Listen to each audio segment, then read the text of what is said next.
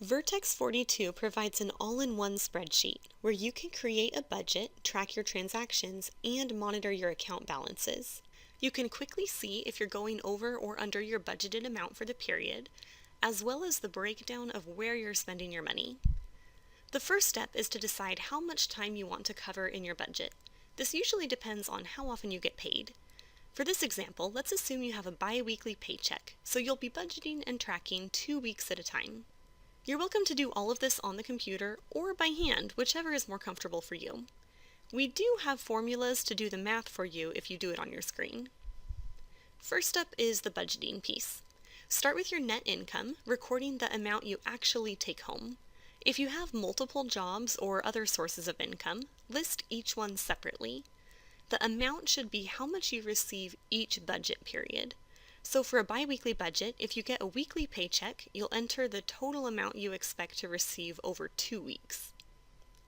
Next, you'll add your savings goals, such as creating a 3 to 6 month emergency fund if you don't already have one. After that, take some time to think about all the reasons you spend money.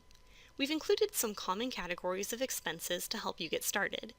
If any of these do not apply, go ahead and delete them. If anything is missing, feel free to add it to the list. When you're just getting started, it's usually easier to have just a few main budget categories without getting too detailed. Remember, you can always come back and fine-tune the categories later. Once you've listed your categories, try to estimate how much you typically spend in each area, in this example over a 2-week span. Some of these are easy because they're the same amount every time, such as a car payment. If expenses come up monthly, but you're budgeting bi-weekly, you can budget half the amount each period, so you remember not to spend that money before you need it to pay the bill. Some of your categories may have very different amounts every period, depending on your spending habits. For now, go ahead and give your best guess of how much you spend on average. After you've estimated the amount you usually spend in each category, you can start making decisions about what you want your budget to look like. The first thing is to compare the amount of your income to the amount of your expense. If you're in the red, you're estimating that you will spend more than you will make, which is not sustainable. The net value tells you how much you'll need to decrease your expenses to live within your means. Take another look at the categories. Try adjusting the budgeted amounts until your total income is greater than or equal to your total expenses, so the net budget is positive or zero. Remember, you'll be tracking your transactions and you'll be able to see the actual amount you're spending. You can adjust your budgeted amounts for the next period, so don't worry if you're not sure about some of the numbers at first. This Money Manager is powerful because it lets you track the transactions for each of your accounts in the same table. You'll list out the accounts that you want to track. At the beginning of each time period, you will enter the balance in each account.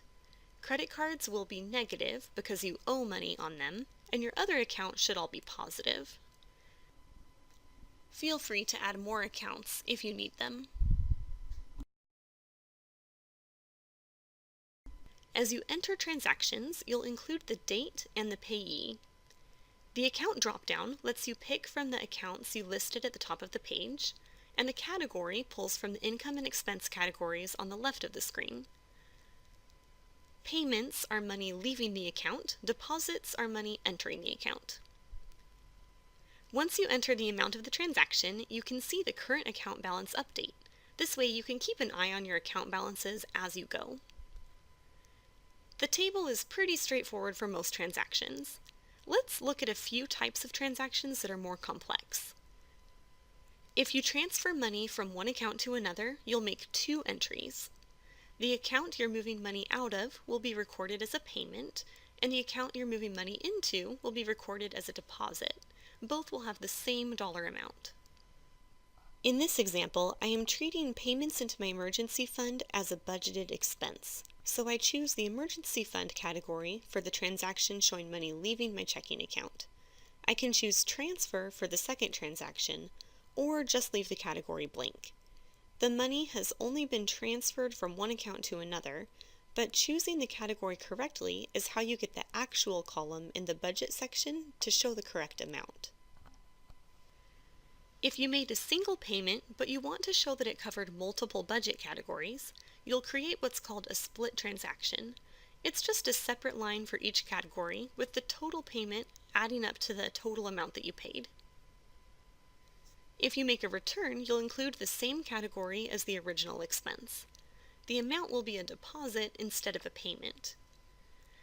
As you go through the budget period, you can see your account balances update, and you can also monitor how well you're sticking with your budget overall, as well as within each category. You can use the spreadsheet for one period at a time. Once you're ready to budget for the next period, you can make a copy of the worksheet. Right-click on the Budget tab and select Move or Copy, then check the box to create a copy. You can rename the tab for the budget period you're in. If you're making a monthly budget, you can label each tab with the month name.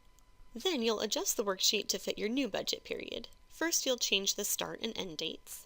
Next, you can update the beginning balances to match the end balances from the previous period. This would also be a good time to double check your accounts and make sure the amount in your worksheet matches the real account balances. After adding the beginning balances, you can clear out the transactions. Finally, you can look at how your budget did last period and make any updates you feel are appropriate.